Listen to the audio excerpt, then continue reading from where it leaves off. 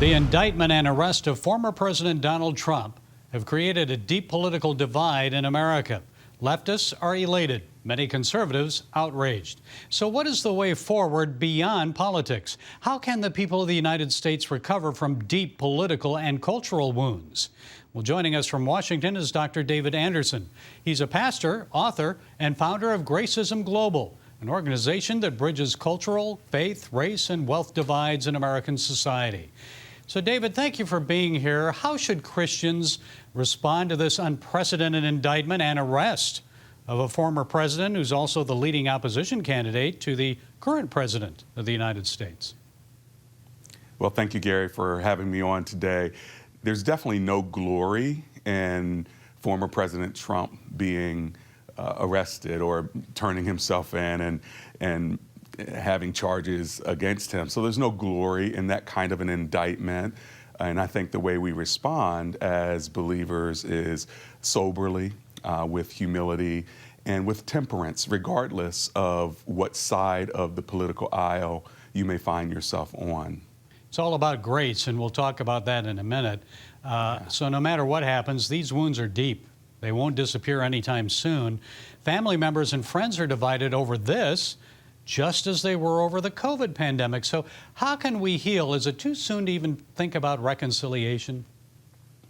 I think healing is important, not only politically, but culturally, racially. There's a lot of division, and that division was exposed and leveraged, and still is exposed and leveraged. The former president had a lot to do with that, stoking that. And then you have Democrats on the other side stoking it. And so if you have a lot of agitators or instigators, then it's just going to cause the wounds to continue to unfortunately hurt us. And so what we need are bridge builders, and we need healers to say, listen, I understand both sides, but how can we go forward? Instead of left, instead of right, how do we go higher? And I think that's what we're called to as believers. And that's where churches come forward too, or should come forward, right? So there is division in Black and Hispanic communities over support for Donald Trump, and we've seen tweets where some African Americans are being called Uncle Toms or traitors to their race because of it. And so we're not only seeing racial divisions between races, but also within various racial groups. So your thoughts on that? Yeah.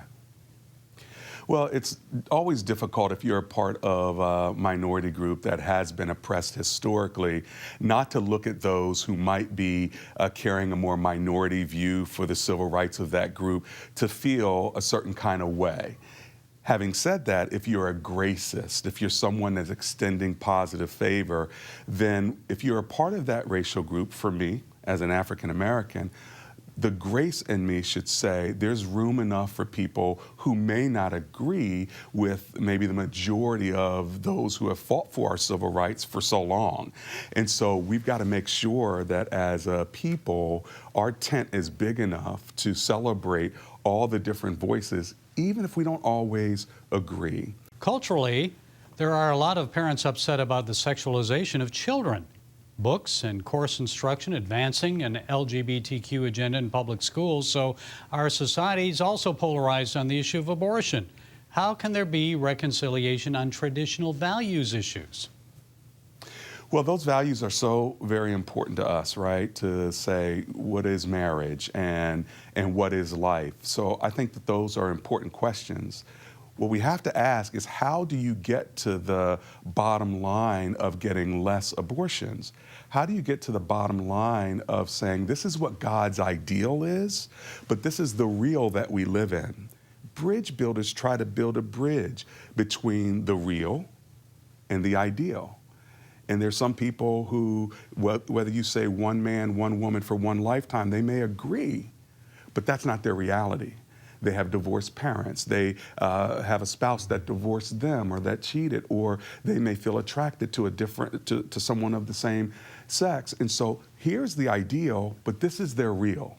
To be a pastor, to be a Christian, to be a follower of Christ, go where the real is and help build a bridge to where their ideal is.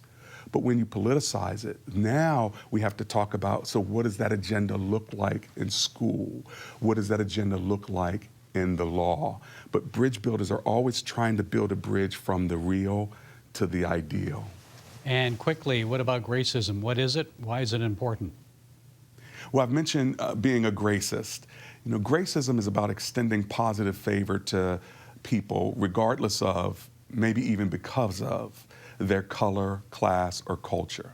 So Gracism is this new term that emerges that says, how do we extend grace to people, whether they deserve it or not, whether they earn it or not, whether they can repay it or not? And God is the biggest gracist of us all. He extended grace to another race, even though we didn't deserve it. And that's what brought reconciliation between God and man.